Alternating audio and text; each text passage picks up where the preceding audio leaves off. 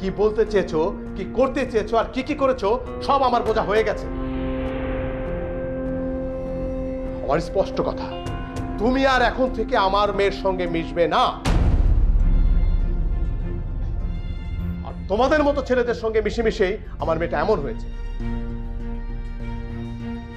বড়দের সম্মান করতে ভুলে গেছে, মিথ্যে বলা শিখেছে, না জানি আর কত কিছু শিখেছে।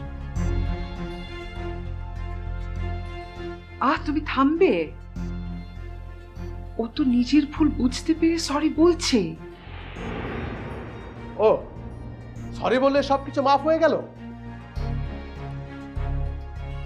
আমি যখন ওকে পুলিশে দিয়ে সরি বলি তাহলে সব সমস্যার সমাধান হয়ে গেল? না, সেটাও চলবে না। কিন্তু ও তো সরি বলছে। ও যেভাবে সুন্দর করে তোমার সাথে কথা বলছে, তুমি ওর সাথে যা করছো সেটা তো ঠিক হচ্ছে না। তোমারও উচিত ওর সাথে সুন্দর করে কথা বলা।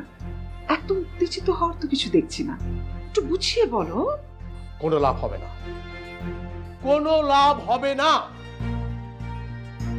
এদের মতো ছেলেদের সাথে সুন্দর করে কথা বলে কোনো লাভ হবে না।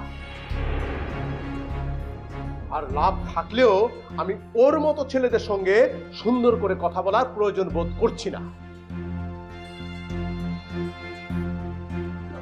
সেদিন তো আমি সুন্দর করে কথা বলেছিলাম, বসিয়েছিলাম, চা খাইয়েছিলাম, সুন্দর করে কথা বলেছিলাম, কিন্তু কোনো লাভ হলো?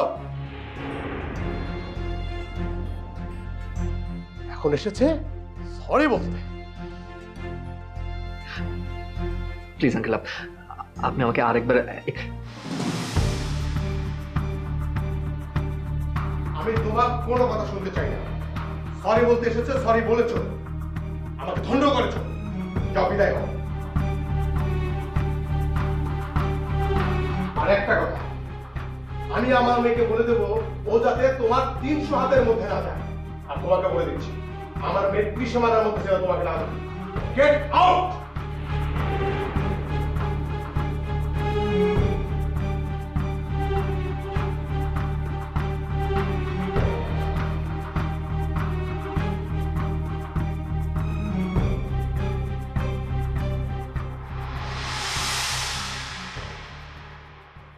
আচ্ছা,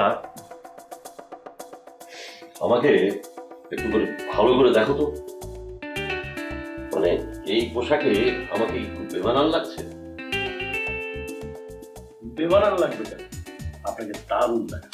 মনে হচ্ছে যে এটা পরে যদি আমি বাইরে যাই তাহলে আমার মান সম্মান থাকবে না, সবাই ছি ছি করবে। কি বলে?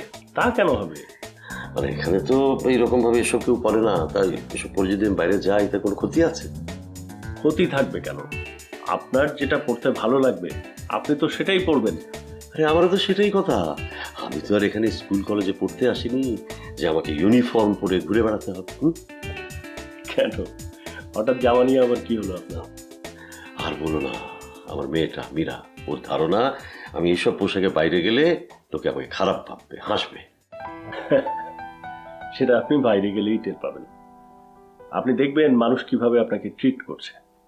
আমার মনে হয় না এখানকার মানুষ কে কি পড়লো না পড়লো সেগুলো নিয়ে এত বেশি কনসার্ন। তাদের এত সময়ই নেই। ঠিক বলেছ, চলো এক কাজ করি, মানে সকালে তো বাইরেটা দেখা হলো, এখন রাতের শহরটা দেখে আসি এইভাবে, ঠিক এই পোশাকে, কি বলো? হ্যাঁ, সে কি, আপনি না বললেন আপনার মেয়ে আপনাকে বেরোতে মানা করেছে? তা তো করেছি, কিন্তু ওর মানা আমি শুনবো কেন? হ্যাঁ, আমি ওর বাপ না ও আমার বাপ, বলো? হ্যাঁ হ্যাঁ, চলো চলো, হ্যাঁ চলা শেষ করি। ভালো কথা, তোমার কোনো ব্যস্ততা নেই তো? না না, আমার কোনো অসুবিধা নেই। শুধু ভাবছি আপনার মেয়ে বাড়িতে ফিরে আপনাকে যদি না দেখে তাহলে তো টেনশন করবে। টেনশন করবে না, টেনশন দেবে। এমনও হতে পারে যে আমার বাড়ি থেকে বেরোনোই বন্ধ করে দেবে। তার চেয়ে বরং এক কাজ করি, একটা ওই নোট লিখে রেখে যাই, বুঝলে? মানে বাড়িতে এসে নোট দেখলে পরে এই তখন বুঝবে যে আমরা কোথায় আছি, গেছি।